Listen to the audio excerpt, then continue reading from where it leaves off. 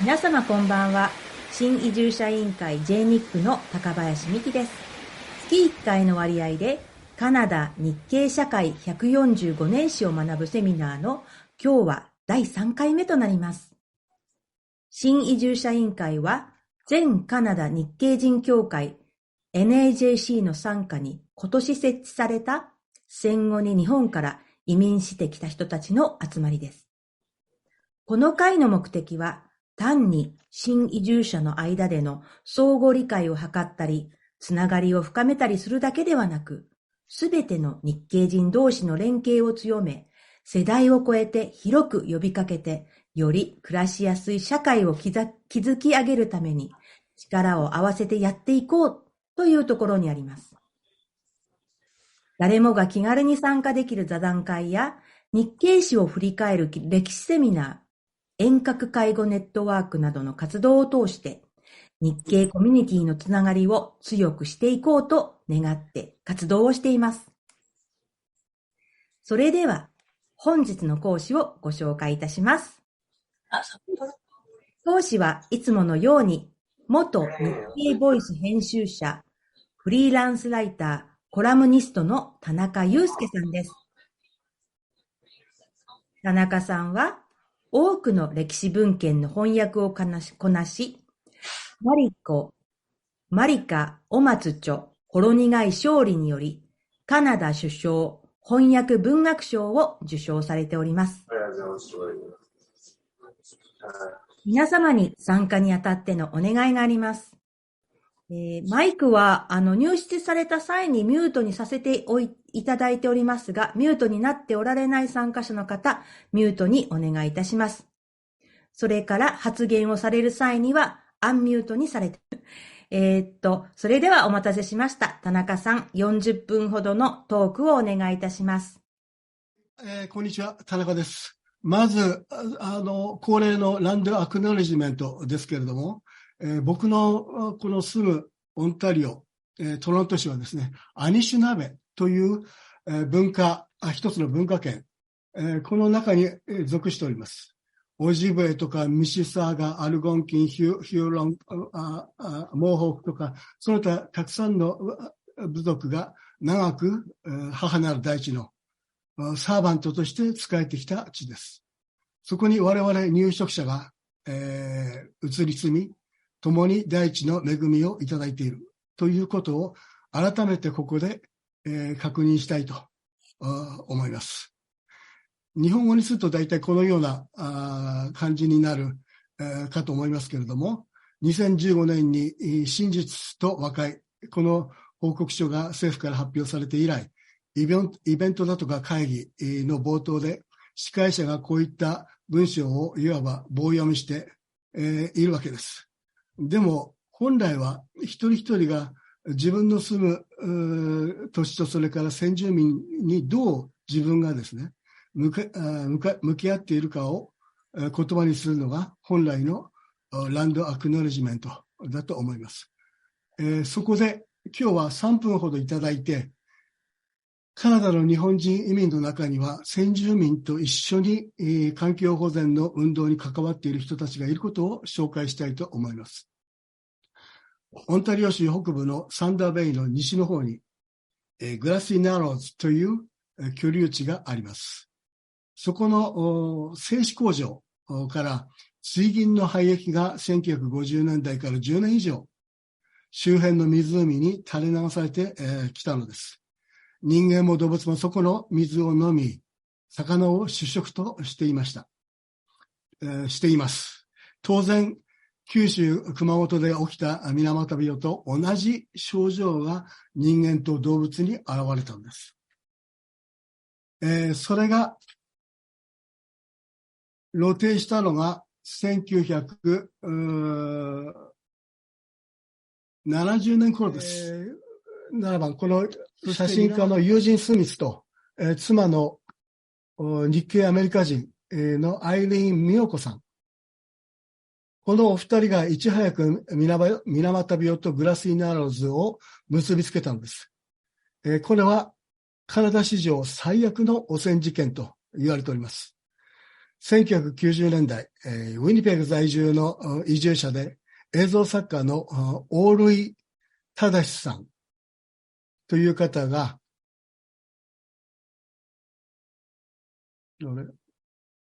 大類さんの名前が出てこないね。これか。大類さん。これですね。大類さん。大類さん、が、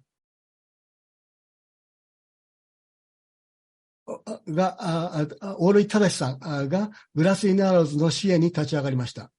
そして2009年、彼の奥さんで、大学教員のカナダ人、の妻と共同で Scars of Mercury というドキュメンタリー映画を完成させました。日本語のタイトルがカナダ先住民と水俣病です。これはうまく検索すればネットで見られます。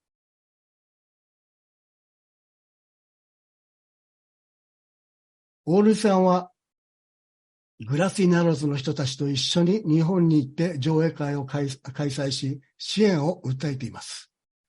彼らは今も政府との間で医療施設などの問題を抱えております。また、森林伐採を開始しようとする企業との戦いも続いています。彼らを支援し続けている日系カナダ人たちも少ないですがおります。これ大丈夫かな？見えます？写真、小さい写真。そちらから OK 見えてますか？この写真は2019年とそれから昨年夏のオンタリオ州の議事堂の集会のオンタリオ議事堂前の集会のものです。Japanese Canadians for Social Service、ごめんなさい、Social Justice のメンバーたちです。右がこの下の写真の右側の女性が、ご存知かもしれません。ジョイ小川というですね、詩人で作家です。で左が、かつては NAJC トロントの支部長を務めたことのあるシャーリー山田です。この上の方のもう一番の写真が、最近の若者たち、若い JSSJ のメンバー、と、それからこの青年はグラス・イン・アローズから何日もバスに乗って駆けつけた若者です。先住民問題とは、すなわち環境問題なのです。日系シニアたちが若者たちについてこいと、模範を示しているのです。まあ、なかなかあんまりついてきてくれませんけれども。長い前置きになりました。ここまでが前置きです。本題に入ります。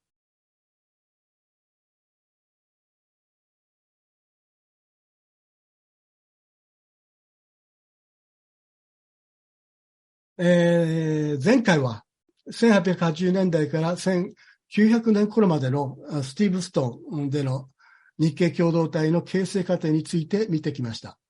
今回は場所をバンクーバーに移します。バンクーバーが都市として発展した要因が3つほどあると思います。大陸横断鉄道が1886年に完成したこと。同じ年に、バンクーバーで大火事があったんです。で、この後にですね、建築ブームが起きたということがあります。そして、港湾施設が完成し、人と物の流通が活発になったことです。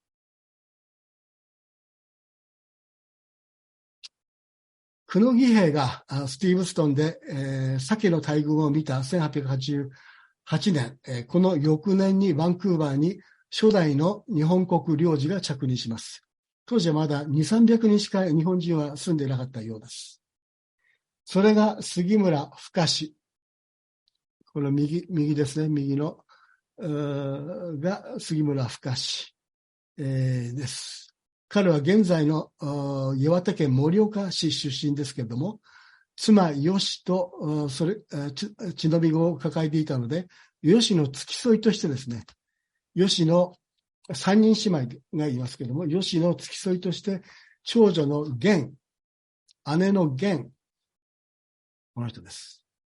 源を伴っての不妊でした。杉村家も、それから長峰家も両方とも盛岡出身です。杉村はカナダでの人気が終わると、次は李朝朝鮮の形成、今のソウルの公使館ですね。そこで最後の皇后と呼ばれる閔妃の暗殺事件に連座しますが、彼が残した文献にはこの事件は日本側が仕組んだ陰謀であると認めています。これが一因となって日清戦争に突入します。その後は日本が獲得した台湾総督府に、彼は使わされます。彼の不倫地の最後はブラジルに送られて現地での移民受け入れ体制の交渉に当たります。そして1906年、そこで58歳にして病に倒れます。してみると、彼のキャリアというのはもういつも日本の海外進出の先兵となっていたようにも見えます。菊池孝之氏の、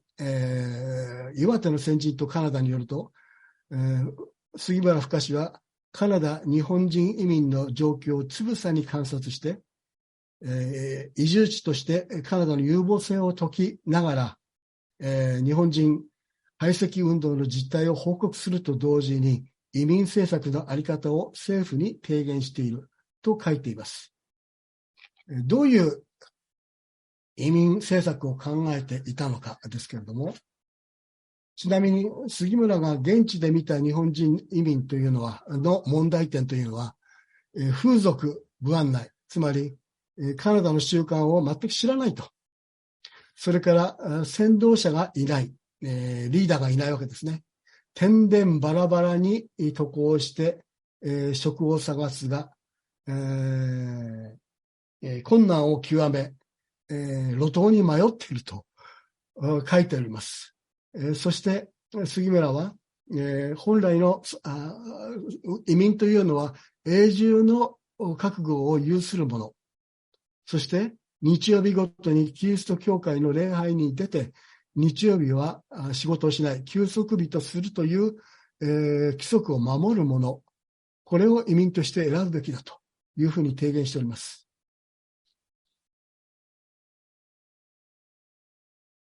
杉村にとって、幸運だったのは、この地に田村新吉という道先案内人がいたことだと思います。田村はこの10年後には日華の貿易、金融業などで成功します。そして、神戸に拠点を移して2015年には衆院議員に、立候補して当選します。そして後に貴族院議員になっています。カナダで起業していた男がですね、なぜ唐突に日本の国会議員になれるのか、不思議に思いまして、ちょっと調べましたけども、田村を日本で有名にしたのはどうやら1903年に大阪で開かれた官業博覧会、で田村がカナダ館の事務官として赴任した時だったようです。カナダは大型のパビリオンを建てて、主に、農製品を工夫を凝らして展示したとあります。この時天皇皇后両陛下が2週間も視察に来てたということです。ちなみにですね、当時カナダから日本への輸出品で最大の品目は何であったかというとですね、ご存知、長野万蔵などで、知られる、塩鮭の樽詰めでした。一方、杉村の妻、吉とそれから姉の源にとって、幸運だったのは、田村が、とても敬虔なクリスチャンだったことです。源にとっては運命的な出会いだったとも言えるでしょう。後に冠城五郎牧師を加えて、この3人、源、それから田村、冠城五郎、この3人は初期日系社会の発展と、それから風紀を正す強風運動に邁進していきます。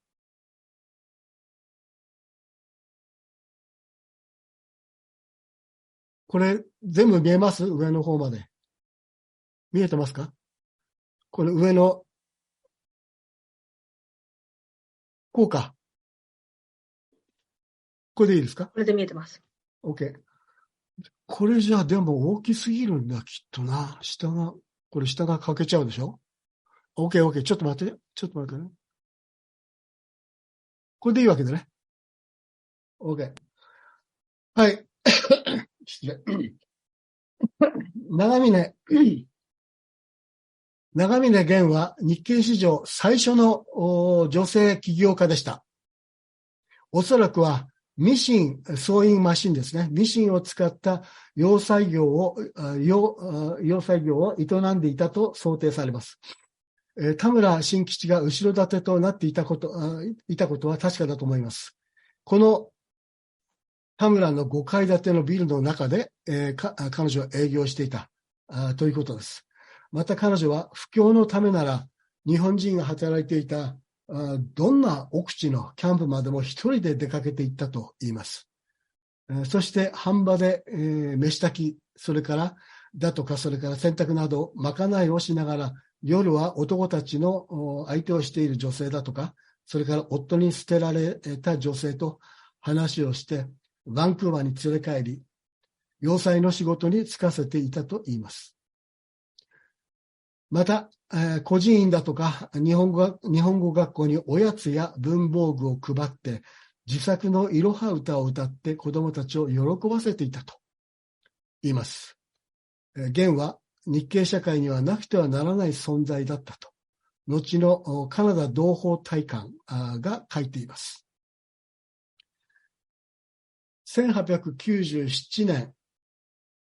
日系社会初の新聞が創刊されます。それが、冠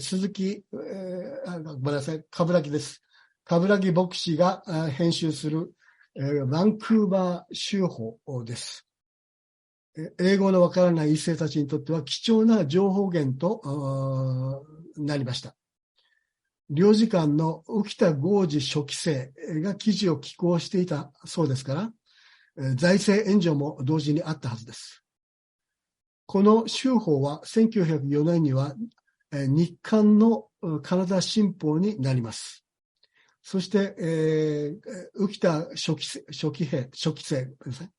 生はこの20年後にバンクーバーに今度は領事として戻ってきて、当時猛威を振るっていたスペイン風邪対策や、それから日本人労働組合の発足を推進したというですね、ユニークな外交官です。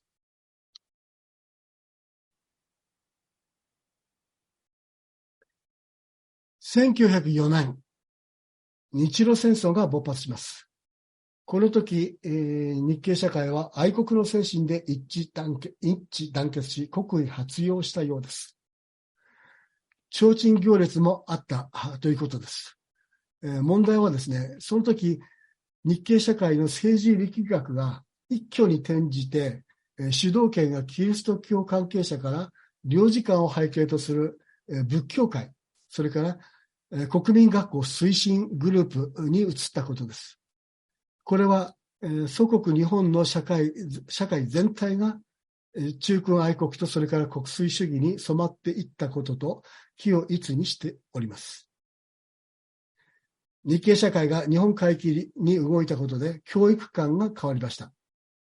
それまでは2世の子どもたちに対する日本語教育というのは、冠城牧師が中心となって、教会を使ってパブリックスクールの放課後にいわば補習授業として行っていたわけです。白州日従という言葉があります。つまり白人の文化を主として、日本文化はあくまでも従属的な存在、であるとしていたわけですけれども、それが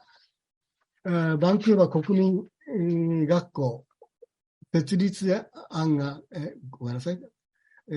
ンクーバー国民学校設立案が出た途端にですね、全体がその反対の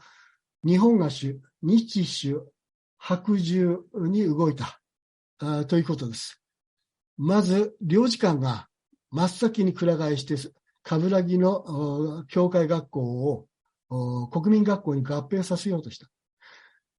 冠城にとってはこれは、絶対に譲れない一戦だったと思います。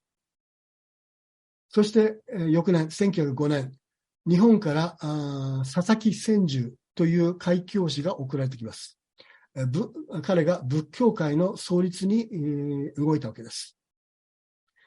彼の講話に650人が来て会員になったと言います。まあおそらくは死んだ時くらい日本風に弔ってほしいという思いは、共通だったと思います。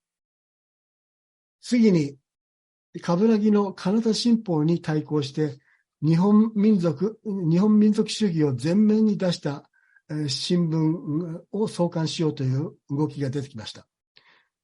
そこへ仏教界が信者への機関紙発行のために日本から取り寄せた印刷機一式を寄贈したということです。事の起こりは、冠城がカナダ新報を日刊紙とするにあたって日本から招いた飯田道佐という編集長ですね、が先の国民学校の支援に回った。支援に回って冠城と対立し、職を辞して領事館と仏教界が後押しする新しい日刊新聞、大陸日報の主幹となったということです。これが1907年のことです。そして、飯田道さん、あまり経営は得意じゃなかったようです。そして翌年、スティーブ・ストン、両者団体の団体長だった山崎康が、大陸日報を引き継いで社主となりました。この時、スティーブ・ストンではいわば同志だったはずの山崎と冠城の対立が誰の目にも明らかになったわけです。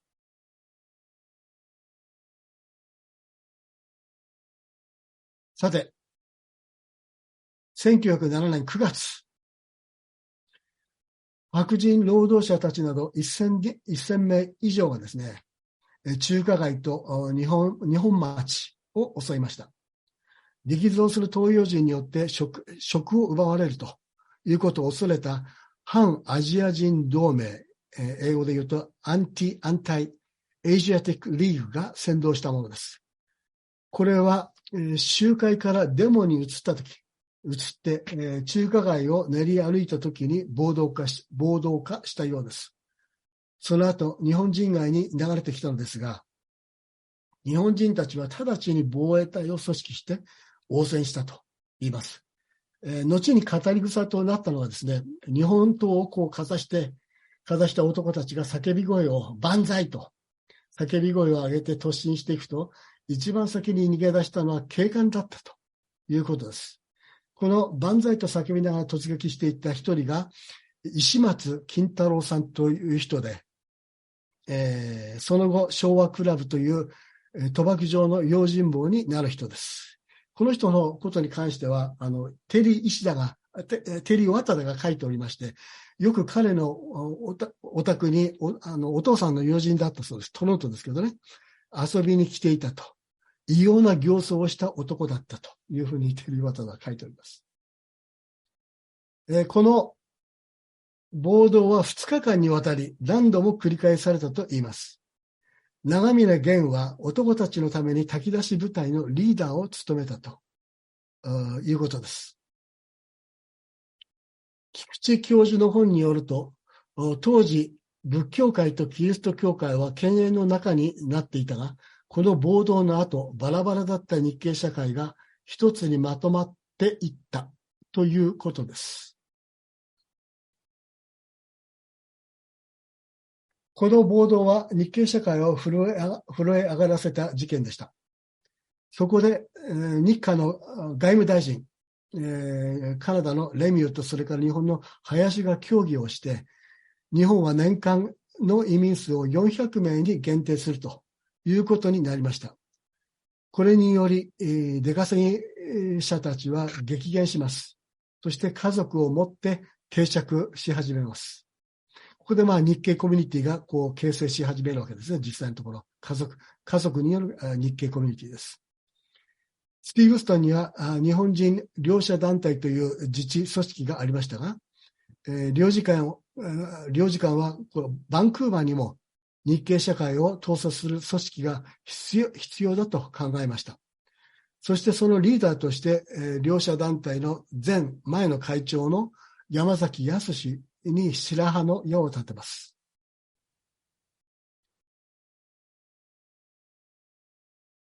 山崎康、前回でも出てきましたね。山崎は1908年には大陸日報の社主となり、翌年1909年には日本人会を自ら設立して会長に収まります。これでメディアと支援団体を獲得したわけです。すでに領事館も仏教会も大陸日報に肩入れしております。山崎の独裁体制が、言うたらですね、独裁体制がこれで整ったわけです。一方、あまりにも堅くなに同化適用に固執する、冠城は、これ冠城さんですね、冠城五郎さん。冠城は、教会内でも孤立し、日系教会の牧師の座を降りたとされます。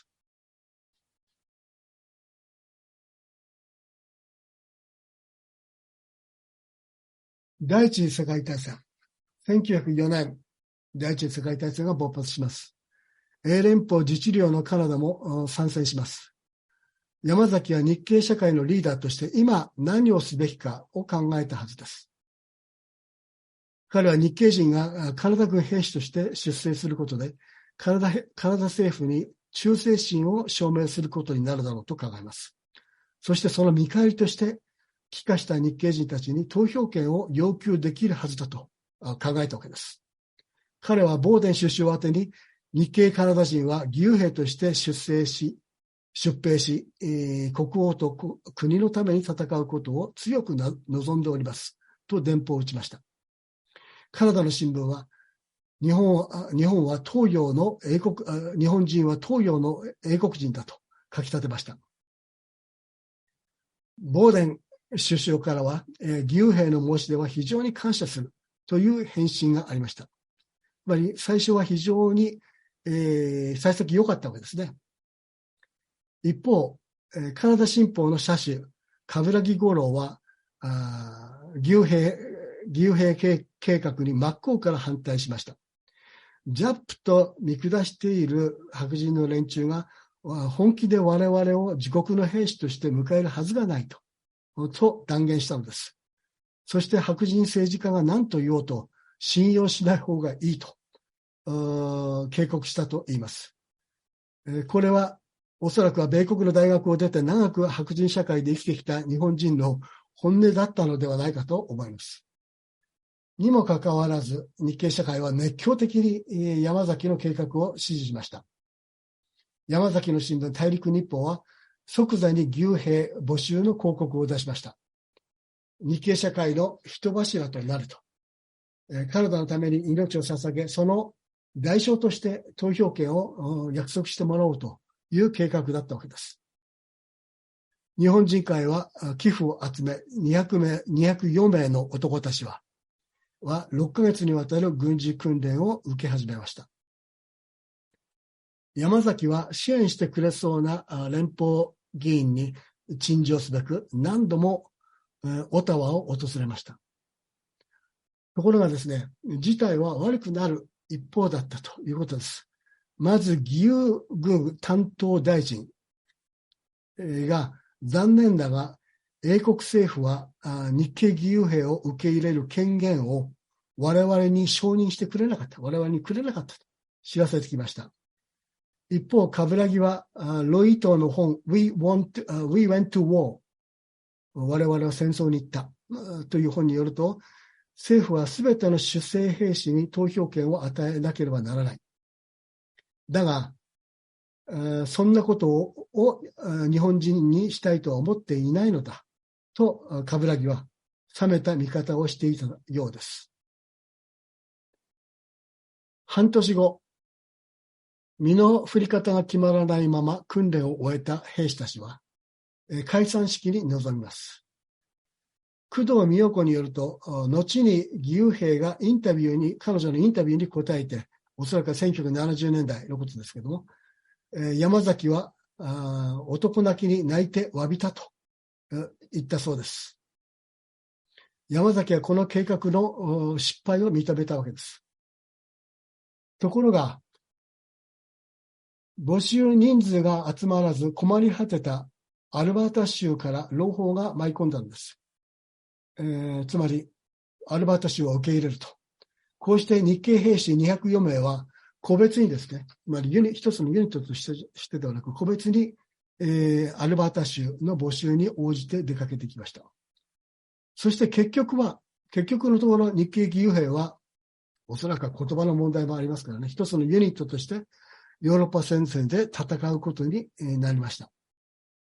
ただし、この時点で日系社会に投票権をもたらすという当初の目的は、お分かりの通り、当初の目的は消滅していたことになります。さて、義勇兵たちは果敢に戦いました。5人に1人が戦死するという犠牲を払って勲章をぶら下げて復員してきました。ところがですね、ここでまた問題にぶち当たります。それは出征兵士とその家族には投票権を与えるという政府の約束がなぜか日系義勇兵だけにはですね、日系義勇兵だけを無視され、保護にされたのです。つまり、冠城の警告通りになったわけです。これが何を意味するか考えていただきたいと思います。さて、この続きは次のセミナーで論じることにしたいと思います。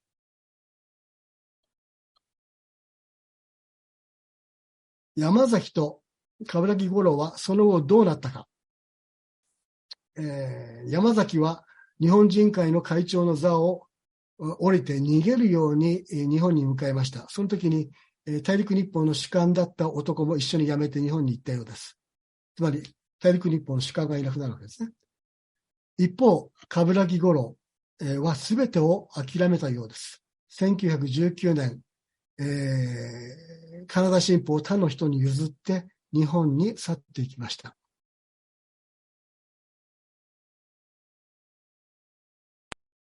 そして翌年、1918年、元朝日新聞記者、鈴木悦が大陸日報の主幹として、送られてきます。山崎が東京でスカウトしたのだと思います。この鈴木悦がですね、日系社会に日本回帰ではなく、かといって同化適用一辺倒でもない、あり方、新しいコンセプトを日系社会にもたらします。さて、僕の話は以上です。ミキさん、よろしくどうぞお願いします。はい、田中さん、ありがとうございました。それでは次にゲストコーナーに入りたいと思います。今日のゲストはトロント在住の河合慎一郎さんです。河合さんは1984年にトロントでジャパンコミュニケーションズを設立して、通訳、翻訳からラジオ、テレビ番組制作、広告制作、旅行ガイド、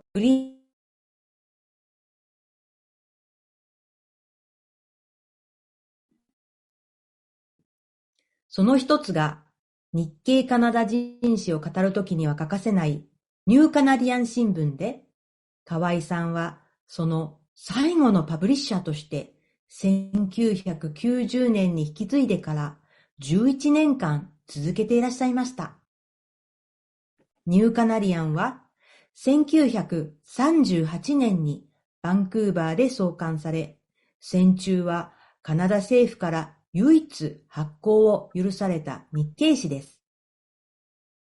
戦後の1946年にトロントで発行され、ほとんど間断なく2001年まで63年間続いたそうです。そしてこの度、遠入三之助の日記という福岡県出身の一世の日記の現代語訳と英語訳に携わりました。これから田中さんにインタビューしていただきたいと思います。では田中さん、よろしくお願いします。河合さん、お忙しいところどうもありがとうございます。今の紹介、略歴の紹介にありましたように、ジャパンコミュニケーションズは創立から40年近くになるわけです。この間、河合さんの会社にいろんな人材が集まってきて、いろんなことを経験して、今もいろんな分野で仕事をしている人たちがたくさんいらっしゃいます。各有私もその一人なのかもしれません。その説はどうも、お世話になりました。1990年頃ですね、お世話になったのは。そうですね。田中さんには、観光ガイドブックの編集とか、それから翻訳なんかの仕事もいろいろやっていただきました。改めて、お礼をさせていただきます。そうなんですよ。覚えてます？こういう新聞、はいはい、こういう雑誌が。カナダイーストというですね。そうですね。当時は、東部カナダを紹介する、いわゆる情報誌ってなかったんですよね。それでそれを、作ったんですけどね。はい、非常に先見の明があると思う。おそらくはちょっと早すぎたんじゃないかと思うんだけども。東部でもこの本ができて、そして僕はニューヨークの紀ノ国屋ですね、自ら僕は10冊くらい持ってたんですよ。はいはいはい。店長さんにお会いしましてね、そしたらね、全然ね、開いても見てない。これ、これ売れます。はい、ある時くださいって言ってね。あ、そうですか。知らなかった、それは。そういうことがあります。ね、こちら、本題に入りますね、それじゃね。この、遠入三之助さん。という一世は1867年に福岡県の武士の家系に生まれて、1963年に93歳でトロントで亡くなっておりますが、ちなみに彼の孫の一人がトロント在住のロン・コーブという、私、それから、河合さんの友人でもある、カナダを代表するフルート奏者です。ともあれ、三之助さんは1894年です。つまり、漁師団体が、できた年ですね、スティーブンストンにね。この時26歳の時に、彼は26歳です。26歳でカナダに渡ってきました。彼はいわゆる短期滞在の出稼ぎではなかったわけです。19世紀にやってきたエンニューさんと、それから1975年に、国際協力金というですね、天下の国際協力金、この職を辞してカナダへ渡ってきた河合さん。この両方ですね、この三之助さんとエンニューさんと河合さんを結びつけるこの線と、それからコネクションから語っていただきたいと思います。はい。エンニューさんはですね、当時水産練習所と呼ばれていた今の東京海洋大学を卒業したいわゆる明治時代のエリートなんですね。そうですね。で、これすごく入るのが当時も、今もそうなんですけど、すごく難しい、学校で、全国からいわゆる秀才が集まっていたっていうふうに言われてます。はい。で、ということは、当然彼が日本に残っていれば、その有望な将来がちゃんと待っていたはずなんですよ。それを、彼は卒業してすぐに、26歳の時ですけど、カナダに移住、するんですね。やってくるんです。で、その目的っていうのは、日本政府のために、カナダの水産業の実情を調査して、それを報告するという仕事なんです。ただ、政府の、調査といっても、援助をしてもらったのはカナダへの渡航費だけだったんですね。それも片道の渡航費だけなんです。だから生活費も何も一切出ない。帰ってくる、渡航費もないという状態で彼は出かけたんですね。それで日記を読んでると、彼には外の世界を自分の目で見てみたいという強い好奇心と、それから冒険心があったんだと思います。このエンニューさんという人は明治維新の年に生まれてるんですね。それで、まあ、明治維新の、だから彼がずっと育った26年間っていうのは、日本が海外の技術とか制度をどんどん取り入れて、まあ、劇的にその日本社会が変わっていった時代で、まあ、そういうものをまあ彼も、目の当たりに見ていたわけです。まあ、それで、まあ、そういうことで、まあ、日記からすごく感じるんですけども、日本の将来は自分たちが切り開くんだっていう、すごい意気込みと、ある種の使命感のようなものを持っていたということがわかります。まあ、それとですね、若者らしい冒険心っていうのが一体になってカナダにやってきたんじゃないかと私は思います。まあ、そういう私自身もですね、まあ一応会社を辞めて、まあ旅行っていうのはいろいろ海外旅行はそれまでしてたんですけど、旅行者っていうのはいわゆるある意味で、訪ねる国のお客さんっていう感じなんですよね。だから、いや、それじゃあ十分じゃないと。で、外国で自分は暮らしてみたいんだっていう気持ちがあって、まあそういうのが理由で、まあ、カナダに来たわけなんです。OK。はい。エニューさんが来た1894年という年、日本はどうであったかというと、朝鮮半島を舞台にくすぶっていた、李朝朝鮮と、まあ言うならば宗主国とも言える中国の新王朝とですね、それともう一つ、ロシア帝国の三つどもえの関係がブレイクします。そして日清戦争に突入して、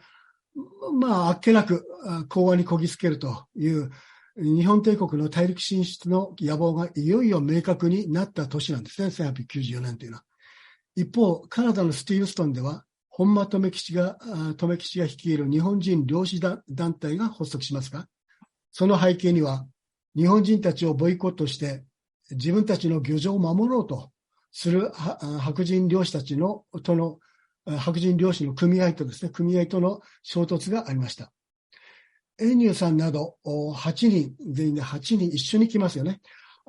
この彼らの渡航目的は金儲けだけではなかったようですが、何をゴールとしていたのでしょうか。そうですね。田中さんがおっしゃるように、まあ、これはあくまでも私のまあ想像なんですけども、彼らのまあ第一の目的っていうのは、お金儲けではなかったと思います。まあ、水産業っていうのはもちろん日本は島国で海に囲まれてますから、まあ非常に重要な産業で、彼のカナダに行った、まあオフィシャルな目的っていうのは、先ほども言いましたけども、水産農林省のために、カナダの水産事情、まあ特に鮭の缶詰工場を視察して、まあどういうふうに缶詰が作られているかというのをまあ詳細に報告するということでした。で、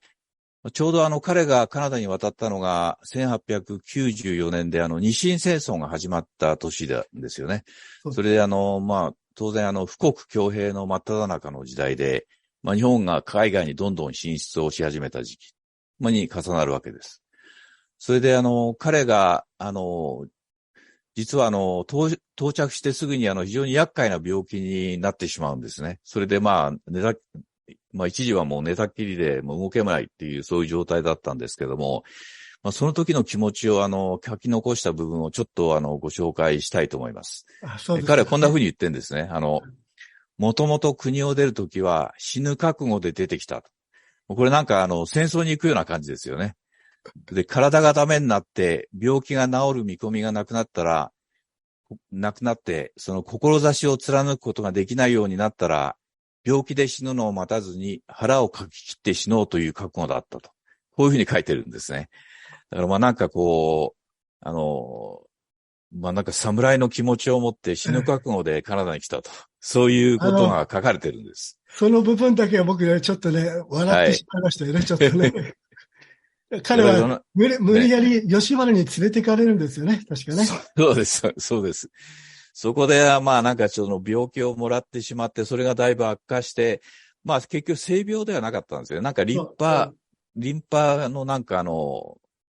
症があって、まあそれが悪化したということで、だったんですけども、その時にまあこんなようなことを書いてるわけですよね。病気で死ぬぐらいだったらもう腹を切って死ぬんだというようなことをここで真剣に書いてるわけですね、日記に。で、彼は缶詰工場でまず調査のために働くわけなんですけども、その時のその機械の仕組みとか、そういうのを彼すごく図を描いたりするのが得意で、そういう図を詳細にこう書いて、いわゆる機械の仕組みとかを説明したりとか、そういう報告をまとめるんですが、それ以外にカナダで海で取れる海藻とか、貝とか、魚とか、そういうものを非常に詳細に調べてるんですね。で、それ調べてるだけじゃなくて、これはこういう風な商品化できるんじゃないかっていうような提案もしてます。例えばですね、カナダで日本ではあんまり見かけない名前はちょっと忘れてしまいましたけど、海藻が大量に生えてるんですよ。で、それを見て、この海藻からその用土を抽出したらどうだろうというようなアイデアを日記に書いています。用土っていうのは皆さんご存知だと思いますけど、用土沈気の原料なんですね。いわゆる古いんじゃないも古いです。知らない人もたくさんいるかもしれないですけど、用土沈気っていうのがあって、いわゆる消毒に使うんですよね。そういうものに使ったらどうだろうというようなことを提案したりしてます。それでサーモン漁なんですけど、これ夏の2ヶ月ぐらいしか、続かなくて、もうすぐ終わってしまうんですね。その期間っていうのはものすごく忙しいんですけども、それであとはですね、政府の援助も何もないわけですから、生きるためにも彼は何でもしなければいけないという状況でした。それで食べ物を確保するために、その自分が住んでた、家で豚を飼ったりとか、それから海に出かけてって海藻を拾ったり、貝を掘ったり、魚を取ったり、それから生活費を稼ぐために家の周り全部畑にして野菜をいろんなもの作るんですね。それで野菜を作ってそれ自分たちで食べるのもあるんだけど、主な目的はそれを収穫したやつを町に船に積んでこう売りに行くんですよ。それで現金収入を得たりして、それで自分たちの靴を買ったりとか、そんなようなことをしてたらしいんですね。それから大事な秋から冬にかけての仕事っていうのは山の中に入って木を切り倒して、そこから薪を作るんですよ。でその薪作りっていうのはとても大事な仕事で、当時のスキーナ川の流域っていうのは石炭とかが使われてなかったんですね。それで料理とか、それから冬の暖房とかも全部薪を使ってたわけです。だから、あそこ寒いですから、長い冬を生き延びるには、薪がないと生きていけないということだったんです。それで薪作りっていうのはだから仕事になるわけですよね。で、その薪を、運ぶのにいかだに乗せて、川をで運ぶんですけども、スキナ川っていうのを河口のあたりにいたんで、潮流がすごいんですよね。潮の満ち干が。それで随分苦労したみたいで、しょっちゅう朝起きてみたら、イカダがどっかに流れてなくなってしまったとか、せっかく積んであった薪が半分ぐらいの川に落ちてどこに行ったかわからないとか、そんなようなことがもう何回も出てきます。それで、それ以外に何をやったかっていうと、みんな山に入って、海も行くんですけども、山で猟をするんですね。それで、鹿とか、熊とか、カモとか、そういうのを取るんですが、エンニューさんは鹿狩りにはまってしまったみたいで、もう最初はどうしていいかわかんないみたいなのが書いてあったんですけど、だんだんそれが上手になって、もう一人でどんどん出かけるんですよ。それで、真冬に川のそばにテントを張って、その中に潜んで、鹿の来るのを待ってたとかね。いろんな面白いエピソードがたくさん日記に出てきます。鹿狩りの話がものすごくたくさんあるんですよね。だからよっぽど好きだったんだと思います。そんな感じです。はい。西海岸には大きな河川が3つありまして、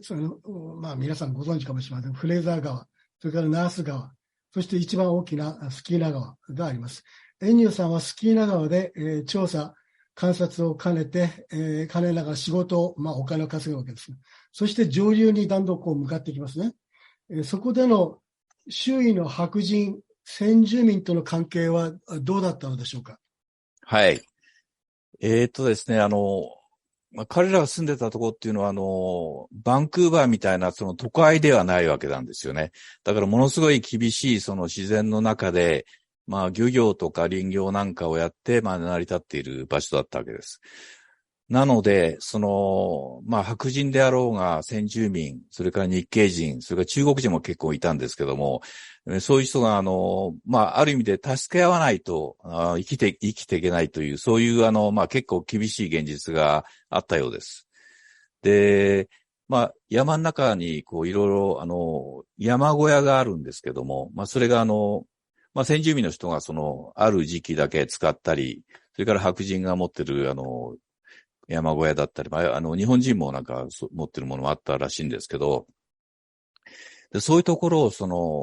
人種に関係なくみんなが共同で利用してたんです。で、そういうところに日系人も行って、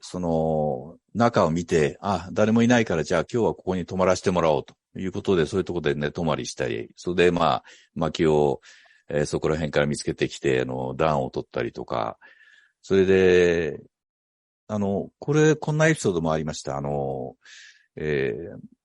に行ったら、まだなんかちょっと、しばらく前までは誰かがいたらしいと。で、どうやら白人の人たちが先に行ったから、その人たちが泊まったんだろうと。で、彼らが残してった食べ物とかあるわけですよね。で、それを彼らももらって、それで後でその白人たちに会って、この前はあそこに泊まらせてもらいましたと。それで食べ物をちょっといただいたんでありがとうというような、そういう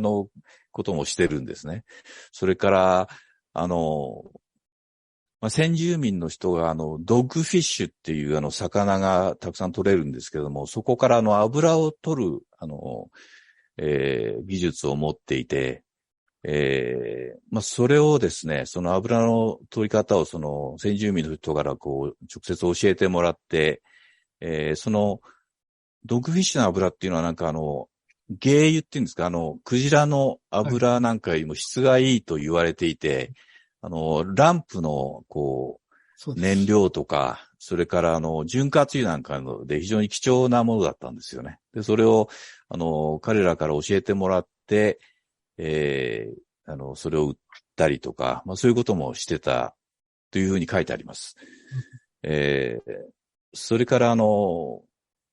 いくつかまたどういうふうに協力したのかっていうエピソードをちょっと拾ってみると、すごい寒い時に、船で、陸に上がってきた時にもう、水でもう濡れちゃってもすごい寒いわけですよね。そしたら、そこにキャンプをしていた、先住民の人たちが焚き火を焚いてたんですよね。で、彼らが呼んで、あなたたち寒いだろうからこっち行きなさいよって、焚き火に呼んでくれて、暖を取っていきなさいというふうにして助けてくれたりとか、それからエンニューさんが帽子を川で落としてしまってもうダメだろうと思って諦めてたら、下流にいた先住民の人が拾ってわざわざ届けてくれたとか、そういう助け合いの話がいくつも出てきます。ただ、同時に、いわゆる対立がなかったわけでは全くないんです。それから基本的には白人の、がいろいろホテルをその辺のものを持ってたりとか、そういう白人がかなり、支配していた社会だったことは間違いないみたいです。それでどんな対立があったかというと、先住民の団体から、日本人は魚をバンバン取ってるけども、これはただでやってもらっちゃ困ると。それで税金を払えというような、書面での要求が来て、それをですね、これは何なんだっていうことで、白人の、交番っていうか、交番じゃないですね。巡査に相談して、これはどうしたらいいんだろうというふうに相談してるんですね。すると、いや、先住民の人たちはそんな権利はないはずだということで、我々に任しておけというようなことで、それを解決してもらったりとか、そんなようなこととか、あとは白人のその地域のボスがいて、そこの人から、その人から、冬に使うだけの薪を全部、作ってくれというような仕事をもらってくるんですね。で、山の中に入って、この山に入ってやれっていうことで、その特に行ってやってたら、そこのから、白人が現れて、ここは俺の土地だから出ていけというふうに言われて、それで、こんなこと言われたんだけど、ということで、薪を注文した白人のボスのところに、相談に行ったわけですよね。そしたら、あそこはあいつの土地じゃないんだと。だから無視して、また仕事を続けてくれというふうに言われて、また戻ると、またその人が出てきて、なんか喧嘩になったとか、そんなようなことがいろいろありました。一つちょっとびっくりしたのは、このエリアに、温泉宿があったんですよ。で、これは、山の中に入って木切ったりして、冬ですからもうすごく、骨まで寒くなるようなとこですから、たくさんの日系人がその骨休みのためにその温泉に浸かりに来るんですね。で、しかも、浸かりに来るんだけじゃなくて、そこに泊まったりなんかもできるわけなんですよ。ところが、それを利用してるのは、日系人だけじゃなくて、白人の人もたくさん来てたって書いてありますね。すごく面白いなと思って、それとかですね、先住民の人と、家族ぐるみで一緒に仕事をしたりとか、お互いの家に泊まったりとか、そういうこともしてるんですね。で、あと、缶詰工場について、ちょっとお話をすると、働いてたのは日系人だけじゃなくて、白人がいて、日系人がいて、中国人の人もいて、先住民の人もいて、それぞれが別々の役割を担って仕事をしてるんですよ。それで宿泊場所、これシーズンの時だけそこに泊まるわけなんですけども、場所はいわゆるそれぞれの場所があって、日系人は男ばっかりですから、そういう感じで泊まるんですけども、先住民はもともとそこに住んでるんで、家族で暮らすというようなユニットっていうか場所があって、そこで暮らしていたっていうようなことが書いてあります。日記にはですね、いろんなこういう対立があったとか、そういうことは確かにいろいろ書かれてはいるんですけども、その差別を受けたというような表現は見当たらなかったですね。もちろんそういう状況っていうのは当然あったとは思うんですけどね。そういうことには、そういうふうな言い方では日記では書かれていません。どっちかというと私が読んでて面白いなと思ったのは、背景の異なる人がみんな集まって、ある意味で協力しながら生活をしていたという、そういう姿が非常に印象的でした。そんな感じです。彼は1896年まで日記を2年間書き続けますね。その数年後に牧師の家で、料理人として働き、1899年には、キリスト教の洗礼を受けて、1902年にはカナダに帰化しています。その後どうなったんですか、これは。ですね、その後、日系人の労働者の人を集めて、薪を作る商売をしばらくやってたんですね。それのボスになって、ということは、その地域の日系人社会の指導者の一人として活躍していたと思います。で、非常に興味深いのは、1928年にバックレイベイっていうところに移り住むんですけども、そこの町の郵便局長になってるんですね、彼は。で、彼の前は白人の郵便局長。それで彼は数年間やって、辞めたんですけども、その後も、白人の郵便局長ということで、これ元来白人の人がやる仕事だったんですけども、孫のマイク・足川さんの話によると、日系人って郵便局長になったのは彼が第一号じゃないかと思っていますということでした。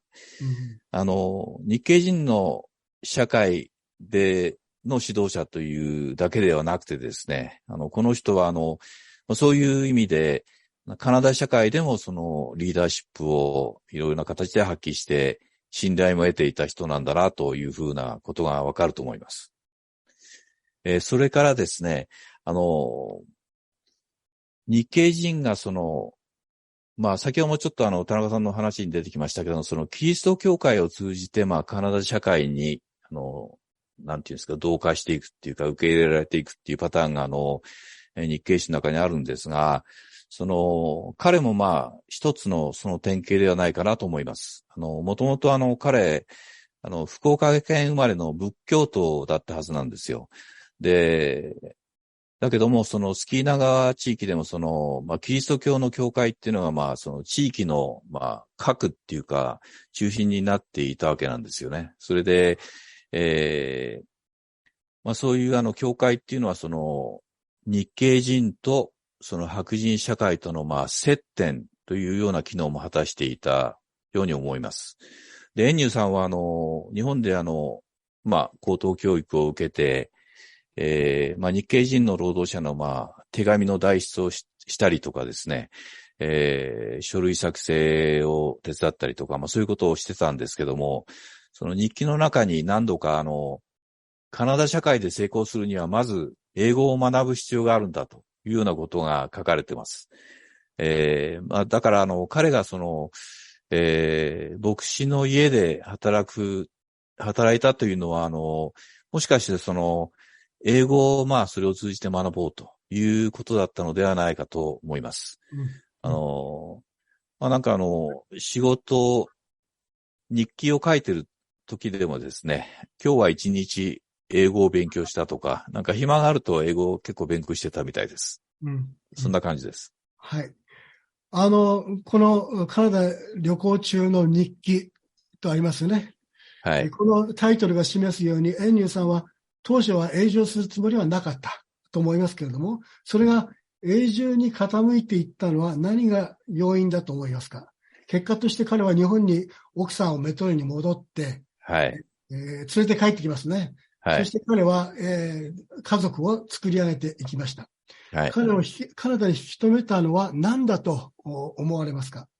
まあこれはね、あくまでも想像の域を出ないわけなんですけどね。まあ彼にとってはカナダの生活っていうのは毎日がアドベンチャーの連続だったんだと思います。生活自身はね、非常に厳しいもんだったなんですけども、生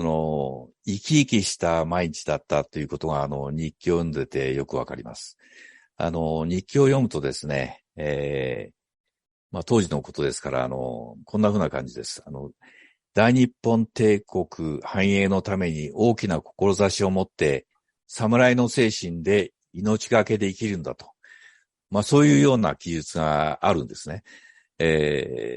まあということは、まあ日清戦争なんかも行われているところだったんで、まあ日本に対して非常に高いプライドと、ある意味の使命感を持っていたことが、持ってまあカナダに来たっていうことがわかると思います。で、まあ、厳しい自然の中で生きたための様々なまあ体験をするわけなんですけども、次第にカナダという土地にまあ、根がまあ、生えてくると。で、まあ最終的には自分が活躍して、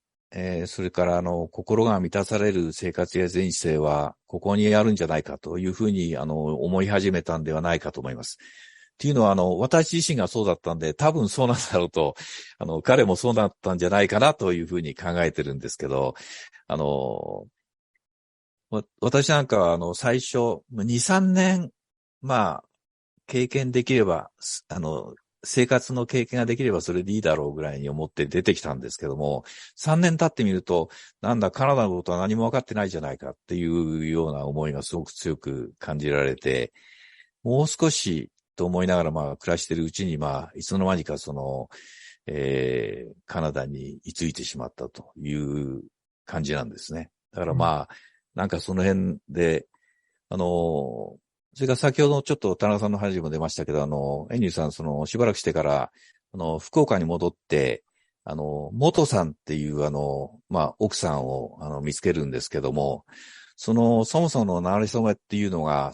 エンニューさんが彼女が教えていた学校の先生だったんですよ。で、彼女が教えていた学校で、まあ、カナダの話をするっていう講演会をしたんですね。で、それをもちろん彼女もまあ、聞いてるわけですよね。で、生き方を聞いて、非常に共鳴して、この人とだったら楽しい人生が送れるかもしれないというふうに思って、彼との結婚を決めたというふうに孫のマイクさんが言ってました。二人ともそういう意味で、その明治時代の冒険家だったんだと思います。元さんもそうだし、エニューさんもそうだった。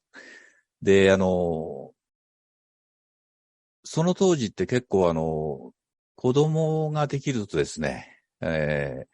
日本で子供を教育したいというのがあって、最初の3人の子供を連れて、一旦日本に行くんですね。それで、エンニューさんはもちろんすぐに戻るんですけども、それで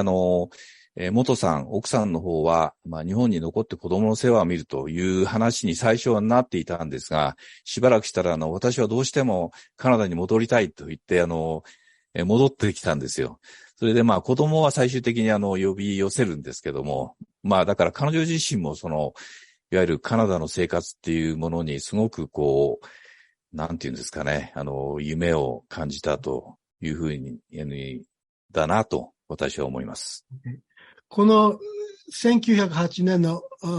写真ですね。はい、娘さんアリス、それから奥さん元、ケイっていうのはロン後部のお母さんに当たると思います。それからケニーという息子さん。で、三之助さん。この1988年から12年まで日本に彼らいたということらしいですね。そうですね。はい。はい。それで、現在では、次に来ます。それではね。はい。現在では三之助さんの3世にあたるロン後部、ロン後部という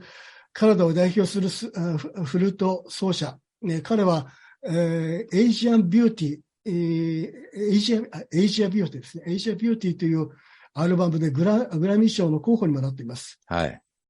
そこでロンは、河合さんと私の共通の友達ですけど、三之助さんの日記の仕事を河合さんに打診してきたのだろうと思います。お一人でコツコツと毛筆で書かれた旧漢字の書体をですね、これ読んで、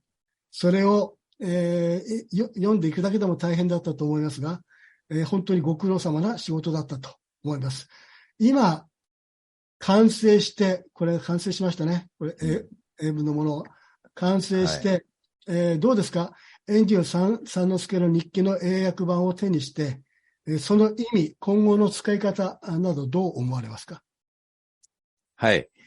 もともとこれはですね、エンニュさんの孫で3世のマイク・アシカワさんという人から最初連絡をもらったんですが、どういうふうに進めたかっていうと、明治時代に彼が毛筆で書いた日記をまず私が現代日本語にして、それをマイク・アシカワさんと、それからもう一人ビル・上高原。この人も孫ですね、の3世で。その2人が、ディープ L とか、そういう機械翻訳ソフトを使って英語にして、それを編集したものを私の方に戻していく。で、それを私が日本語と見比べながら、最終的な編集をしたと。で、それがそうやって出来上がったんですけども、それを最終版を、田中さんに、プルーフしてもらって、完成したという、プロセスでした。それで、一つこれ大事なことなんですけども、この作業でですね、先ほど言ったマイカ・アシカワさんとビル・上高原さんっていう人が、膨大な量の英語の文献をリサーチしてるんですね。その当時の歴史の的な背景とか、そういうことをたくさんしてる。それがこの出版物のフットノートのところにも細かく出てるんですけど、これ非常に大事な情報がたくさん入っていて、私も非常に面白いなと思った発見がいくつもありました。だから、ぜひこれを見る方はですね、フットノートの部分も、見ていただくと、とても参考になると思います。で、いわゆる、これ最初はですね、孫の世代の人、が、日本からやってきたその祖父母の人生っていうのはどんなんだったんだろうというふうな、まあ、いわゆるファミリーヒストリープロジェクトとしてスタートしたんですけども、歴史的にも、価値のあるものなので、まあ、日系史の研究をされている方とか、まあ、そういう方にとっても、役立つ、資料ではないかなと思っています。それで、まあ、これ本当に移民直後からまあ2年間にわたって本当に1日も休まずに書かれた日記なんですね。で200ページにわたるものなんですが、まあその当時のその BC 北部の海岸線に住んでた日系人の生活の様子がまあ非常によくわかるんです。で、ただ一つ、達筆すぎてですね、私がもう何回読んでも解読できなかった部分がいくつかありまして、まあそれを解読してくれる人がいたら、まあとてもありがたいなと思っています。はい。以上です。古文書を読むのを仕事にしてらっしゃるね、先生たちもいらっしゃるんでね。そうです。そういう方にぜひ解読してもらいたい。なんかね、彼が友達に手紙を書くんですけど、その友達の手紙を書いた分をそこに書き写してあるんだけど、それが難しいんですよね。部分的には読めるんですけど、突然難しくなる。あと鹿狩りに行ってこうしたとかああしたとか、そういうのは結構簡単に読めるんですけどね。慣れてくると例のやつだなっていうのがわかるんですけどね。難しい部分がいくつかありました。OK。はい。はい。長らくどうもありがとうございます。長々すいません。はい。また、ですね、戦後のセミナーの会で、河合さん1975年に来てらっしゃるということでね。1970年代から移住者コミュニティの形成が始まりますけども、形成期。その時にまたですね、ゲストとして登場していただければと思います。今日はどうもありがとうございました。ありがとうございます。ありがとうございました。田中さん、河合さん、本当に興味深い対談、どうもありがとうございました。素晴らしい、翻訳のね、お仕事をされて、この本は、あれですかね、後の今質問コーナーでするんですけど、どちらで買えるんでしょうかね。買えない。そうですね、これなんかやっぱりファミリープロジェクトっていう感じで、自分たちのためにとりあえずっていうことで作ったみたいで、ただ、いわゆる、先ほど言いましたけども、非常に歴史的にも価値のあるものなんで、いろんな方がアクセスできるような形にしたらどうかなと私は思っています。そう思いますね。そうですね。はい。それでは皆さん、質問コーナーに移ります。鳥貝さん、大木さん、質問コーナーよろしくお願いいたします。皆さん、どしどし、質問をチャットボックスにお入れください。大木さん、鳥貝さん、いらっしゃいますか？はい、チャット見てます。まだ来ていません。はい。はい。伝えありますけど、これ、字が小さいんで、私、よく読めないんです。ちょっと待ってください。この、はい、いいですか？はい、お願いします。スキナー川のあたりに、そのヨーロッパ人とか、ヨーロッパから来た人や日本人や、中国人やアジア圏の人たち、それと、その、原住民の人たちの協力だとか、それと同時に、対立なんかもあったようで、大変興味深いお話でした。ということですが、最後のラインがよくわかんないんです。引用本はカナダ旅行日記でしょうか？ちょっとここ、多分勘違いがあるんじゃないかと思いますが、ちょっと説明をお願いします。質問とその引用本ってこの円入さんの日記のことだと思うんですけど、これはカナダ旅行日記とは呼べないですよね。実際にカナダに住んでいた。これですか？はい、そうだと思います。このことですか？はい。カナダ。はい。旅行日記。これ第2ですね。これ第2番目。これ、だから、94年、95年、5年目かな。に新しく書き始めた時のこれあれですかね。第2ですね。だから、カナダ。左側はこれ、見聞録って書いてありますね。旅行見聞録。見聞録。はい、わかりました。多分、スタートした時は自分は旅行で、そう旅行に来そうて、だと思います。見聞録を残そうということで、ただ最終的には彼は移住してしまったんで、まあ、いわゆる、まあ彼の最初の考えはまあ旅行中のまあいろんな見聞録として、まあそういうものがなんかこのイントロのところにも書いてありますけど、海外に出た人はみんなこの見聞録っていうのを書いて、それをなんか日本人の人が珍しいっていうんで夢中になって、読んでたらしいんですよね。で、じゃあ、私も書こうということで、で、そこで、なんか彼がそこで書いてるのは、見聞録といっても、嘘800を大げさにして楽しく読ませようとして書いてる輩がたくさんいるけども、私はそういうことはしないと。見た通りのものを書くんだというようなことが、最初の、書き出しのイントロのところに書いてあります。はい。そうです、そうです。はい、河合さんに質問です。はい。はい。エンニューさんはスキナリバーのどの辺に住んでいたんですか？それからですね、エンニューさんと、ずっとエンニューさんと、はい。エンニューさんは、先住民と何語で話をしていたのですか？それから3つ目が、エンニューさんが入った温泉宿はまだありますか？最初の質問はですね、スキナ川のですね、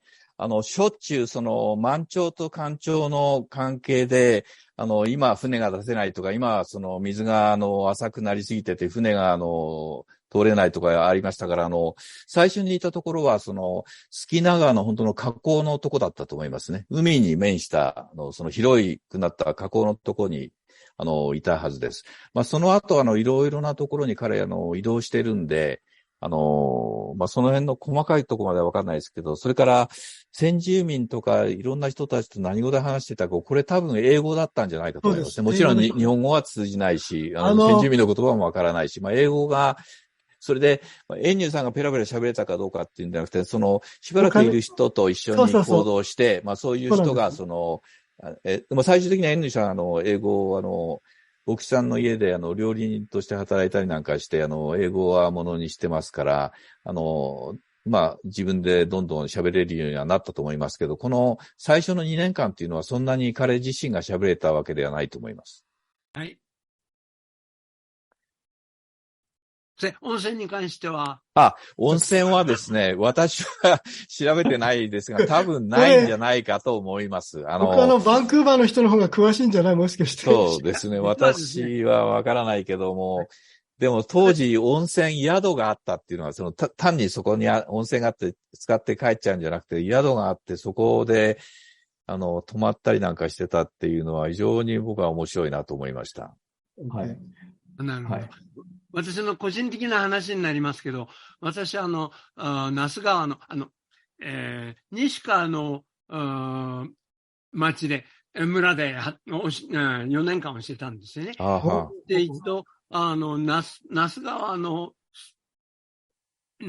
の支流の川辺に、ちょっとそういう温泉宿ではないですけど、温泉があるんです。本当に自然の温泉で、そして、もう随分長くそこに温泉になってたんだと思いますけど、そこに行って、掘ってあるところを、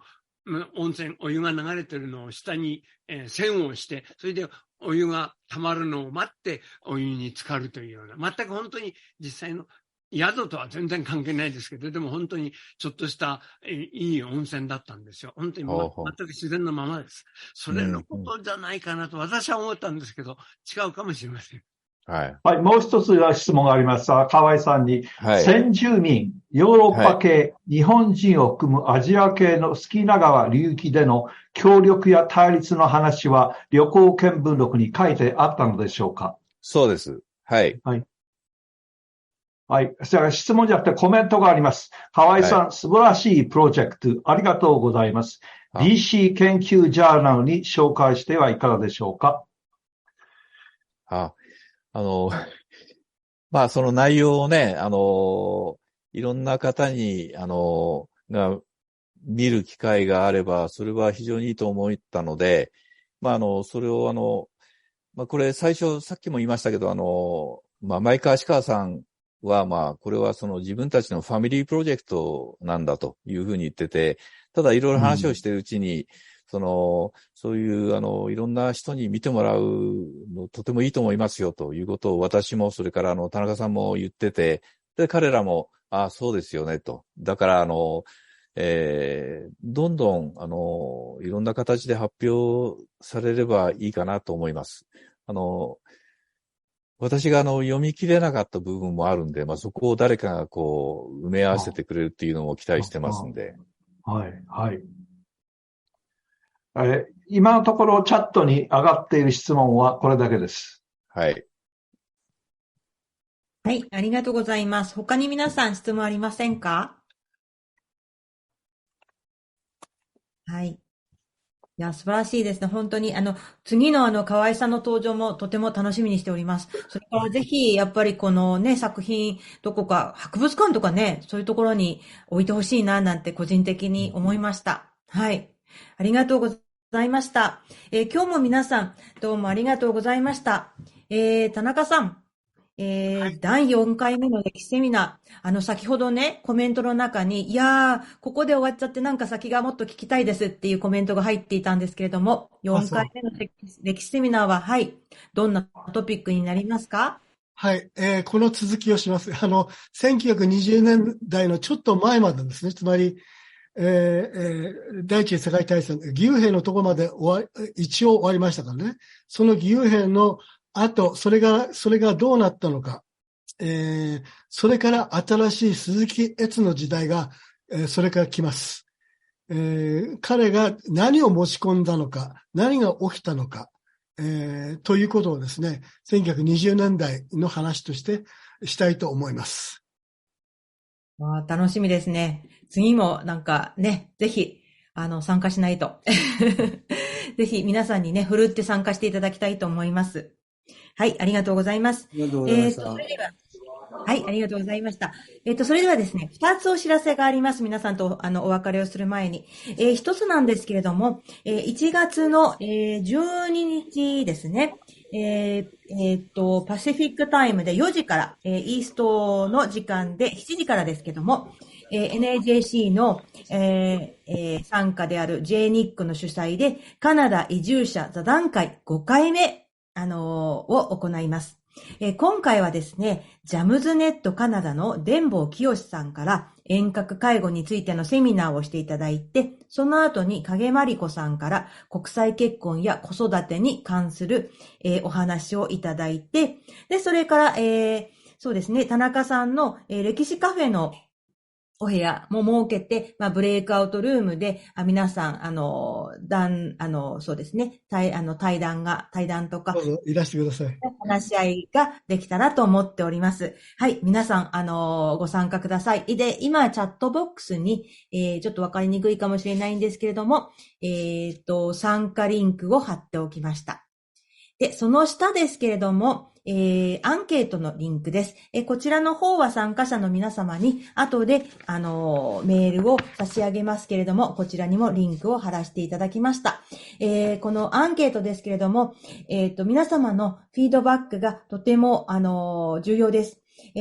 いうのは、私たちはより良い、歴史セミナーや、座談会、他の活動もそうですけれども、皆様のフィードバックによって、より良いものを作っていけますので、どうかご協力いただけますようにお願いいたします。それでは、皆さん、本当に今日はありがとうございました。おやすみなさい。もう本当に師走ですね。寒くなっておりますから、お体をご自愛なさって、楽しいホリデーシーズンをお迎えください。風邪に気をつけてください、皆さん。は